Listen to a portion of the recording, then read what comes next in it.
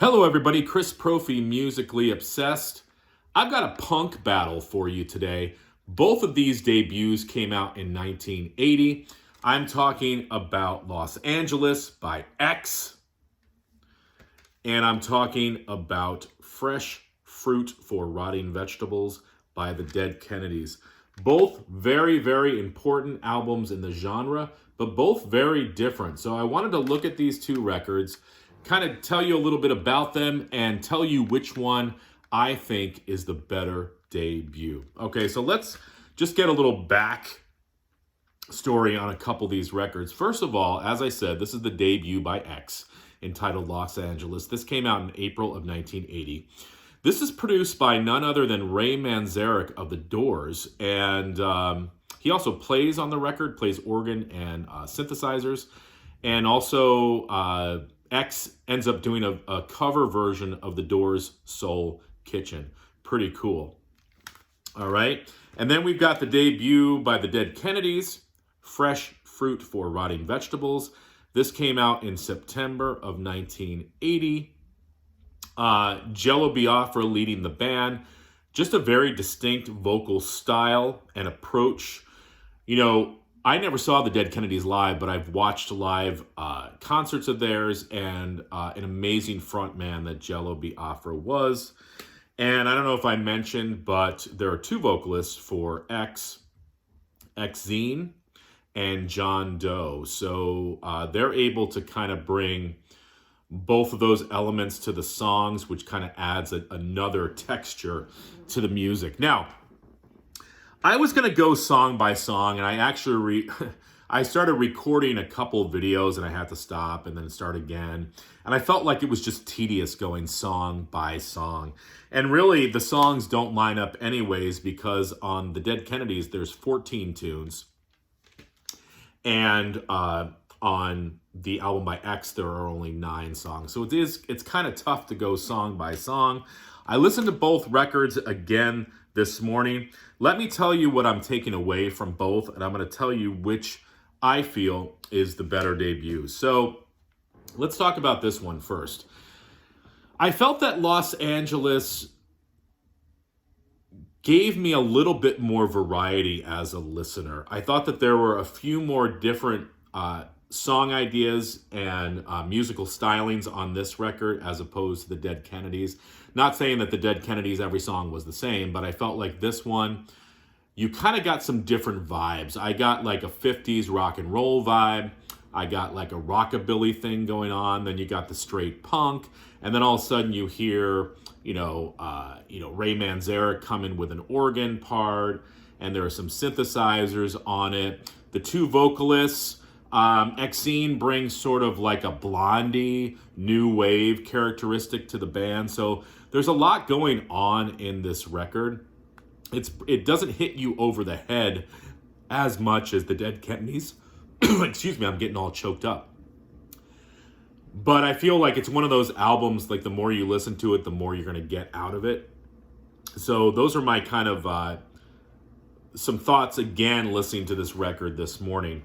And as I said, the Dead Kennedys, Fresh Fruit, this one hits you over the head from the beginning. And, Jello Biafra's vocal style, it's in your face, it's jarring. He's one of those vocalists that, I think you either like or you don't like. I don't think there's anybody who's like so-so on Jello Biafra. I think you either like him or you don't like him. Now, the Dead Kennedys, they do offer some different musical styles. I mean, I hear some surf rock.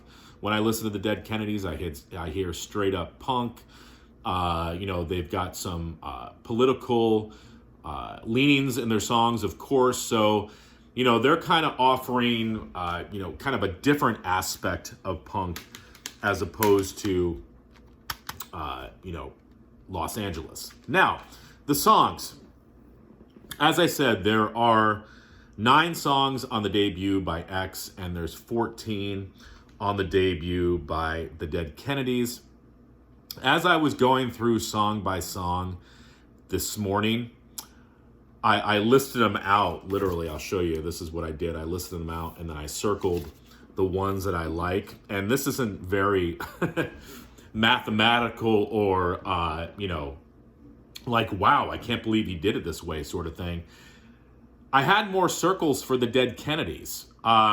So, surprise, surprise, surprise, I'm giving the nod to Fresh Fruit. I mean, I'm going to give you 3 reasons right now. Chemical Warfare, California Uber Alice, and Holiday in Cambodia. Okay? Those 3 songs, this could have been a 3-song EP, and it still would have been better than this record. I just feel like those 3 songs in the world of punk were extremely influential, and even if you hear them today, they're still relevant. Plus, you've just got, they hit you over the head with songs like Drug Me, Kill the Poor, Forward to Death. I love the tune Funland at the Beach, where Jello is singing, crush little kids, crush little kids, crush little kids, adorn the boardwalk. Just really cool. I like the rhythm of his vocals, okay?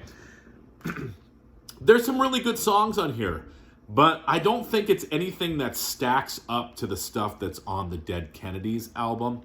A couple songs that I really, really liked. I liked the intro tune, Your Phone's Off the Hook, But You're Not. I liked Nausea. Ray Manzarek plays organ on that tune. Not too crazy about their cover of Soul Kitchen. I like the Doors version better. I get what they were trying to do, but not totally into it. Track 6, Los Angeles, the title track. I dug that. Has a Ramones sort of vibe. You've got dual vocals by Exene and John Doe. And I really like the last tune, The World's a Mess, It's in My Kiss. Kind of a 50s rock and roll, new wave, early Descendants vibe to it. And again, you've got both the singers on that. So, my nod is going to the Dead Kennedys. Again, both great albums, but I just feel like this album, in terms of punk and being an influence on the genre and influence to the culture, this one takes the cake. Let me know what you guys think, and enjoy the rest of your day. Adios.